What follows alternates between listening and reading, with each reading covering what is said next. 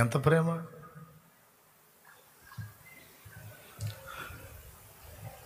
నువ్వు మంచోడి మంచిదాని అని చనిపోయాడా? ఒప్పుకుందామా? మనం మంచోళ్ళమా చెడ్డవాళ్ళమా? ఎంతమంది ఒప్పుకుంటారు? చేతులు ఎత్తండి. మరి మన చెడుతనం యేసయ్యకి తెలుసా తెలియదా? తెలిసి కూడా ఎంత ప్రేమించాడో చూడు. చెడిపోయిన జీవితంలో ఉండి అడ్డదిడ్డంగా బతుకుతున్నప్పుడే చచ్చిపోయేంతగా ప్రేమించాడే. ఈరోజు ఆయన ప్రేమను గుర్తెరిగి ఆయన్ని ప్రేమించటం మొదలుపెట్టి ఆయన చిత్తానుసారంగా బతకాలని అడుగులు వేస్తున్నాం. ఇప్పుడు వదిలిపెడతాడా?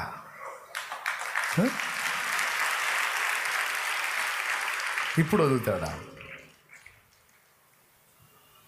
నిశ్చయంగా నిన్ను కాపాడగలుగుతాడు. ఇప్పుడు నిశ్చయంగా నిన్ను దృష్టిస్తాడు.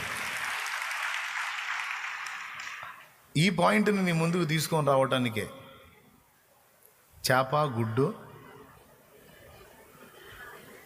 రొట్టె అది అక్కడికి రాట్లా. పోయిన వారం అంతే చేసా, ఈ వారం కూడా అంతే చేసా. అదే ఇప్పుడు మాకు దిగులు అయిపోయింది.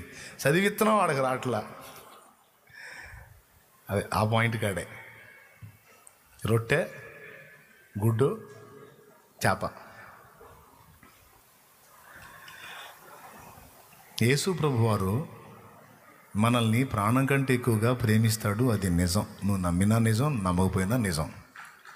నువ్వు అందంగా ఉన్నావని కాదు, లేకపోతే పాపం అందరికంటే నల్లగా ఉన్నావని కాదు, అందరు ఎర్రగుంటే పాపం నా బిడ్డ నల్లగా ఉన్నాడు, నల్లగా ఉందని కాదు. నీకు ఆ కోటింగ్ వేసిన ఆయనే, ఈ కోటింగ్ వేసిన ఆయనే. అందరినీ తెల్లగా చేసే చిరాకు పుట్టి నిన్ను నల్లగా చేశాడు. ఎందుకు ప్రభా నాకు బ్లాక్ కలర్ ఇచ్చావు? ఎందుకంటే అయ్యే జనానికి ఎట్ట కనపడుతున్నావు, నాకు సూపర్గా కనపడుతున్నాను అంటాడు ఆయన.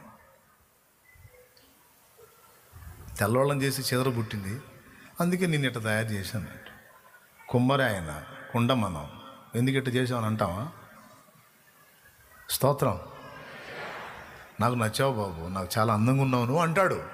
నాకు అందంగా ఉన్నావు తల్లి అంటాడు. అంతే, స్తోత్రం.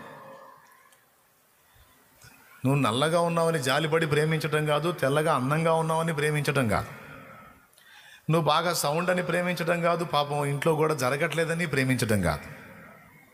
మరి ఎందుకు నిన్ను ఇంతగా ప్రేమించాడంటే నువ్వు ఆయన బిడ్డవి కనుక ప్రేమించాడు.